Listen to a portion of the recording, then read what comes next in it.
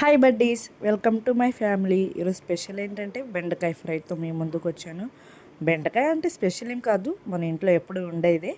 కానీ మనకి టైం లేనప్పుడు ఈజీగా ఎలా చేసుకోవాలో చూద్దాం.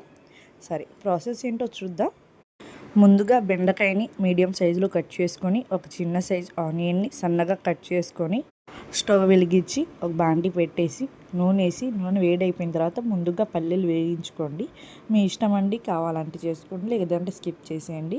నాకు ఇలాంటి ఇష్టం కాబట్టి పల్లీలు పెడుతున్నాను. తర్వాత పల్లీలు వేడెక్కిన తర్వాత సైడ్కి పెట్టేసి గిన్నెలో ఆ నూనెలోనే తాలింపు, అది మీకు కావాల్సిన తాలింపులు అన్నీ వేసుకొని, మీ ఇంట్లో ఏమేమో రెడీగా ఉంటే అవన్నీ వేసుకొని ఆనియన్స్ పెట్టండి. ఆనియన్స్ వేయండి. సారీ, పొరపాట్లు వచ్చేసింది. ఆనియన్స్ కొంచెం బ్రౌన్ అండ్ గోల్డ్ షేడ్లోకి వచ్చిన బెండకాయలు కూడా వేసుకోండి. మీడియం సైజులోనే కట్ చేసుకోండి. ఫ్రై అయ్యేసరికి ఇంకా కొంచెం సన్నగా అవుతుంది కాబట్టి మీడియం సైజులో వేసుకోండి. ఒక 5 నిమిషాలు అది మగ్గిపోయిన తర్వాత సాల్ట్, పసుపు వేసి ఇంకా 5 నిమిషాలు ఉంచండి కలిపేసి.